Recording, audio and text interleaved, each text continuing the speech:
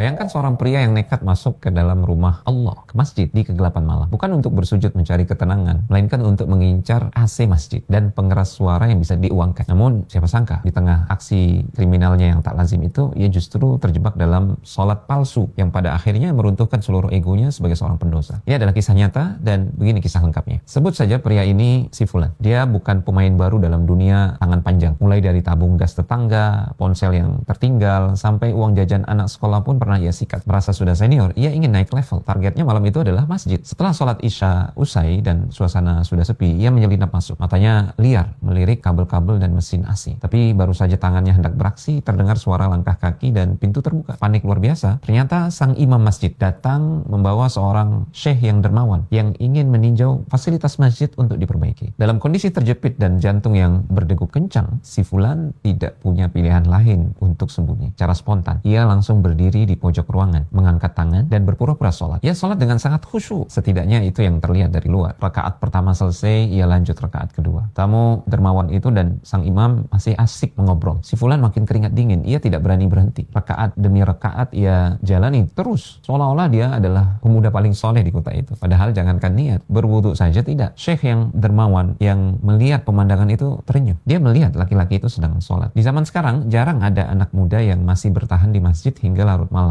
hanya untuk sholat sunnah berkali-kali. Masya Allah. Ya imam, andai saja anak-anak muda kita semua seperti dia, begitu khusyuk, begitu cinta kepada Allah Subhanahu wa taala dalam ibadahnya. Ini ungkapan sang syekh yang dermawan kepada imam masjid. Syekh yang dermawan ini sengaja menunggu si Fulan menyelesaikan sholatnya. Begitu si Fulan mengucapkan salam dengan wajah pucat, syekh yang dermawan ini langsung menghampirinya, memeluknya dengan hangat dan menyelipkan sebuah amplop tebal berisi uang yang cukup banyak ke tangannya. Ini apresiasi untuk kesalehanmu. Nah, teruslah istiqomah. Demikian ujar sang syekh yang dermawan ini. Si Fulan menerima amplop itu dengan tangan gemetar. Ia berjalan menuju pintu keluar dengan perasaan campur aduk. Namun baru beberapa langkah melewati ambang pintu, langkahnya terhenti. Ia jatuh terduduk dan menangis terseduh-seduh. Ia berbalik arah, kembali menemui sang imam dan syekh yang dermawan tadi sambil terisak. Di hadapan keduanya, ia membongkar semua boroknya. Dia mengatakan, aku takjub dengan cara Allah Subhanahu wa taala menegurku. Demikian ucapannya di sela tangis. Malam ini aku datang untuk mencuri. Aku sholat tadi hanya acting agar tidak ditangkap. Aku bahkan sholat tanpa wudu. Aku membohonginya. Tapi lihat, dia, Allah, justru memberiku rizki sebanyak ini saat aku berpura-pura di hadapannya. Dia tertunduk malu, lalu melanjutkan kalimat yang mengubah hidupnya selamanya. Kalau dengan kepura-puraan saja Allah Subhanahu wa taala masih memberiku sebanyak ini, maka bagaimana jadinya jika aku benar-benar datang kepadanya dengan jujur dan tulus? Pelajaran bagi kita semua. Kisah ini adalah pengingat yang sangat manusiawi bagi kita. Kadang hidayah tidak datang lewat ceramah yang panjang, tapi lewat cara-cara yang bahkan tidak terbayangkan oleh kita. Bahkan lewat kesalahan yang kita buat sendiri. Maka jangan pernah putus asa dari mereka yang terjerembab dalam dosa. Teruslah berdoa untuknya. Suatu saat boleh jadi Allah Subhanahu wa taala akan menjadikannya lebih baik dari kita bahkan. Dari kisah ini juga kita belajar tentang kasih sayang Allah Subhanahu wa taala yang tak terbatas. Allah tahu niat jahat laki-laki tadi, tapi dia justru membalasnya dengan kejutan yang melunakkan hati. Allah Subhanahu wa taala berkenan memberikan dia hidayah, anugerah yang paling mahal. Dari pelajaran ini juga kita belajar tentang kekuatan prasangka baik, husnudzon. Karena syekh yang dermawan ini berprasangka baik, ucapannya menjadi doa, harapannya menjadi doa, dan sekaligus itu mengundang hidayah dari Allah Subhanahu wa taala bagi si pencuri tadi. Di samping itu juga kisah ini mengajarkan kita tentang konsep takdir Allah terkait rizkinya. Kita seringkali lelah mencari rizki dengan cara yang salah. Sebagian orang bahkan bersusah payah menempuh jalan yang beresiko untuk mencari rizki dengan cara yang haram. Padahal jika dia datang dengan cara yang benar, yang halal, hasilnya jauh lebih berkah dan menenangkan hati. Teman-teman, si Fulan yang dulu mengincar AC masjid, kini justru menjadi orang yang paling rajin menjaga masjid. Dia sekarang sudah jadi ahli masjid yang senantiasa memakmurkan masjid tersebut dengan ibadah. Karena ia sadar Allah Subhanahu wa taala tidak pernah menutup pintu bagi siapapun yang ingin pulang. Semoga kisah ini memberikan inspirasi buat kita. Barakallahu fikum.